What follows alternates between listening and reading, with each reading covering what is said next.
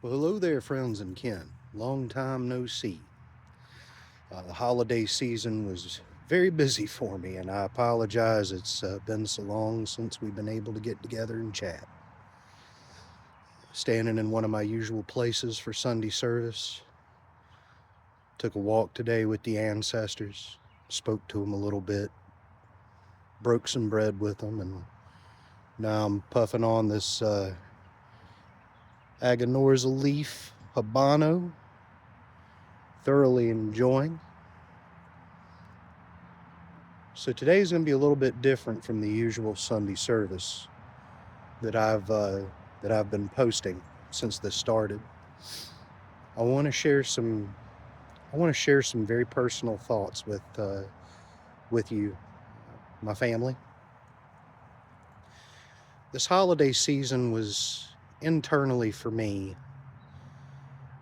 It was a little rough. Now I've got a great partner in life. I've got a wonderful family, a lot of supportive friends, and I love every one of them. But there's something that's been eating away at me for a while, and it's part of the reason why I started this channel to begin with. And that's that I'm on a personal quest. And but the problem is I don't really know how to undertake it. And I thought that perhaps by sharing my thoughts and connecting with people might help give me some inspiration and some insight on how to do that. And it has. It definitely has. And there's several of you that, as a result of me posting these videos, have connected with me one-on-one, and I've thoroughly enjoyed those connections and conversations. And some very positive friendships have been born out of it, and I am very grateful for that. So the quest I feel I need to undertake really just boils down to, it seems like a simple thing when you say it out loud, but the when you try to actualize it, you start to realize that it's far more complicated. I really want to leave something positive in this world. And it doesn't have to be elaborate, it doesn't have to be great.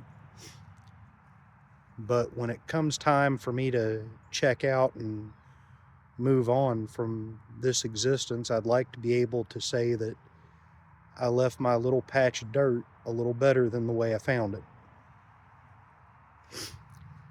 And it doesn't take a genius to figure out that we live in a very troubled time. And that's part of why I started this channel as well. I wanted to be able to be a positive voice during a very turbulent and troubled time in the history of this part of the world.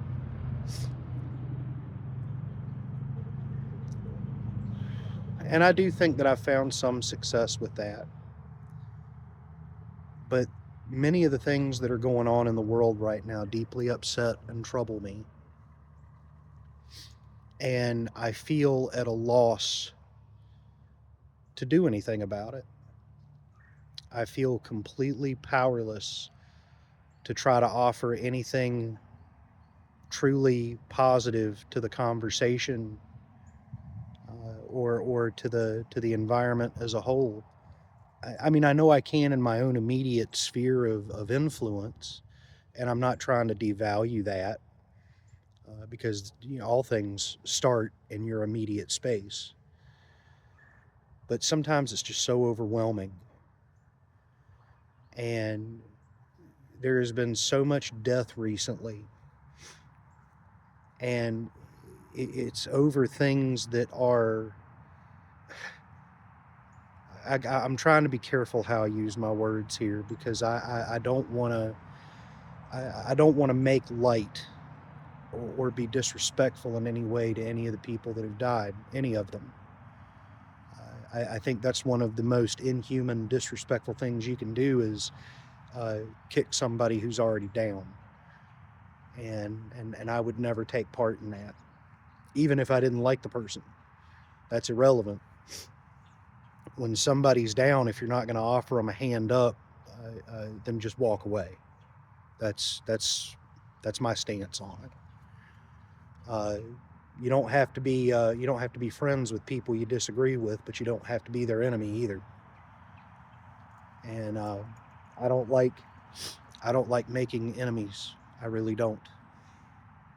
I've still managed to do it quite a few times in my life.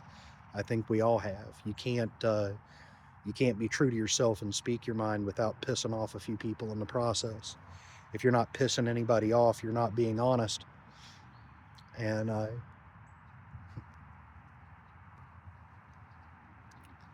the it seems like we as a culture have gotten to a point where we feel like it's okay to, and this is everybody, both establishment and opposition, have gotten to this point where they feel it's okay to dehumanize people that don't look, act, and think like you. And it's gotten to the point where the opposition is the exact same way. Furthermore, people that don't look, act, and think like us, it's okay for them to die and be killed. And it's totally okay to ridicule and degrade and dehumanize people. And I am not okay with that at all.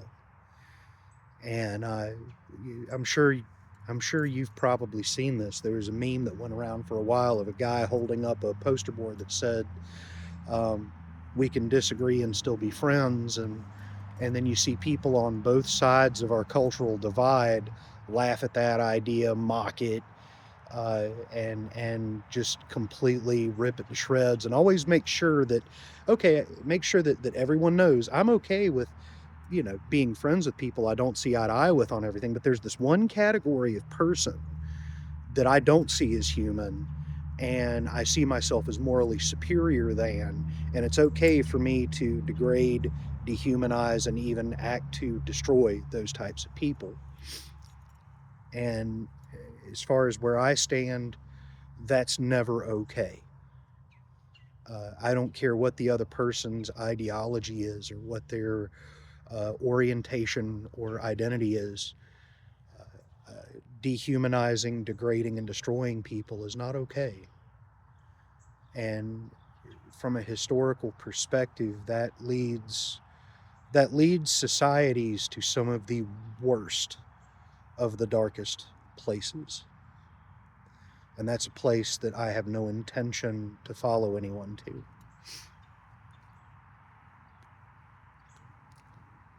That took me a long time to get there. When I first parted ways with established typical Christianity and what I consider establishment culture, I, for many years, participated in degrading and poking fun at people I referred to as the normies. And I don't, there's really no one thing that made me change. It was like a progression over the course of many years where I started to realize that, these people weren't inhuman monsters. They were people too. And a lot of them were falling in line and doing what they had been taught to do and raised to do from childhood. And they didn't understand how to deal with people who didn't fit into their mold. They didn't know how to respond or interact to people that were different. And so they reacted the only way they really knew how, and it was with a mixture of fear, disdain, and disapproval. And of course, there's a spectrum of intensity as to how their reactions manifested. But as I've gotten older, I've found myself able to sit down with people who are one of the normies, and people that are still heavily connected to what I used to just refer to as establishment. And I've developed a level of empathy for them over time, and with the individuals I've interacted with specifically, it's been a two-way street. And I've learned that you can't lump individuals into these large, broad categories and assume that all of them are the same. That's a disservice to not only to those people, but it's a disservice to your growth as an individual person.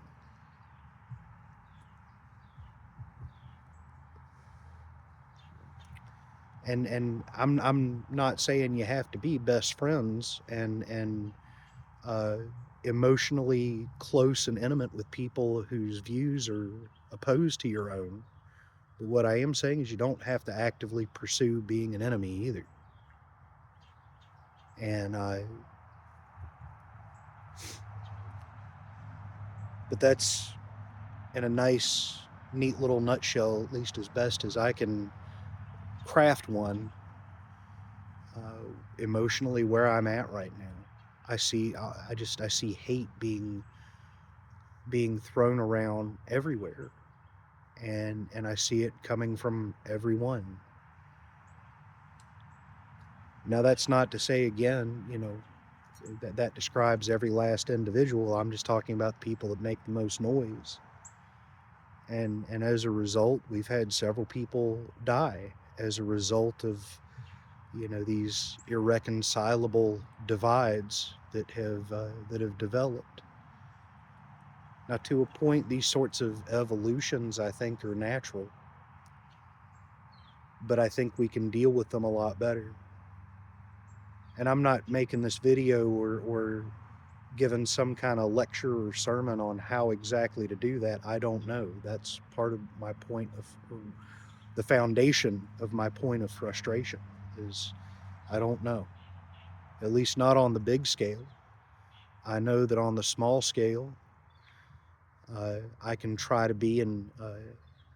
I can try to practice empathy in my daily life with the people I interact with. And if there are people that are not interested in engaging in rational, empathetic discourse, then I simply don't engage them, and I don't invite them into my personal space of significance. But I know that that's not going to change things on a large scale. I don't know that anybody could change things on the large scale. It's gotten so bad. And I'm not defending anybody here either. There's a lot of people don't make assumptions that I'm like defending uh, the actions of our government recently, because I'm certainly not. Uh, they are out of control, and they have been engineering chaos amongst themselves to the point where I'm not even sure our government is capable of making a healthy comeback from the mess they've made. And I hold every last one of them accountable for this, not just the guy sitting in the Oval Office right now. They're so obsessed with their political games that they're willing to throw away human life just to exercise their powers, and I'm not okay with that, not at all. But all that being said, the only thing I can really think to do right now, and it may not accomplish much of anything, but it's something I do when I feel lost, and I feel pretty lost right now. And I'm going to encourage anybody listening to this, try it with me, and let's try to open our minds and our hearts and our spirits together and see what kind of response we get. And that's spending time in places like this with people who have lived before and moved on. I want to reach out to them, open my mind and my heart and my spirit to them, and ask them to help guide me through the mess that we find ourselves in. And not just what to do to try to get to a better place, but what not to do, helping to ensure it doesn't get worse. Sadly, I think it's going to get worse before it gets better, but that really is just the nature of things. Because you see, there's a lot of people in this cemetery that I stand in that fought in the Revolution, fought in the Civil War, both world wars, and even Vietnam and Korea. And I know that some of them may have done some horrific things, and many of them may have even stood for causes that we now think of as reprehensible and immoral. But I don't think that condemns them for eternity necessarily. I think even the dead can find redemption. And it's not up to me to pronounce damnation on anyone. That's thankfully the responsibility of powers far older and wiser than I am. But I certainly believe they're still capable of growth and change. And there may be many who did horrible things in life that honestly regret it and want to ensure that people in the future don't do the same things. In essence, using their life as a model for what not to do. That was something that a perspective that I've held to for years. The ancestors aren't just there for us to emulate, they're there for us to learn what not to do as well.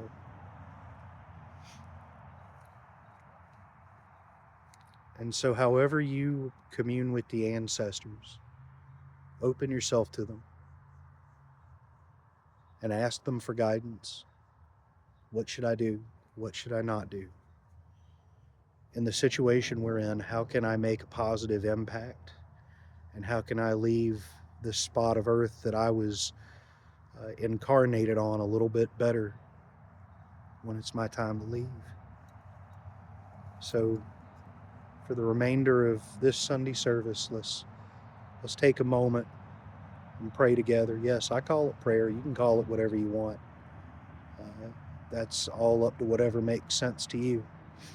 But to me, prayer is prayer. So don't get hung up on words. I invite you to pray with me. Ancestors whose ideas have inspired me, ancestors whose blood I share, ancestors who rest in this soil that I now live upon. I call out to you now for guidance, for we live in a deeply troubled time where hate is breeding hate. And this hate is corrupting the souls of one and all. How do I fight this corruption? How do I help defend others from it? I open my heart, my mind, and my soul to you, and I ask for your protection and guidance. What can I do to ensure that I become a better person, that I don't fall into the trap, the tumultuous downward spiral that consumes all who enter with fear, despair, and hatred?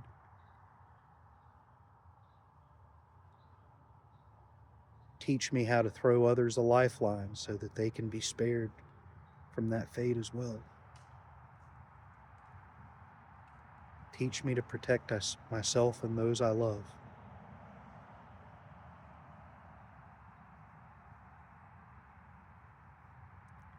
Thank you, ancestors. Thank you for hearing my voice. Thank you for making me feel welcome in this place and offering me sanctuary. May the good neighbors and the ancestors bless you and yours. And I'll see you next Sunday.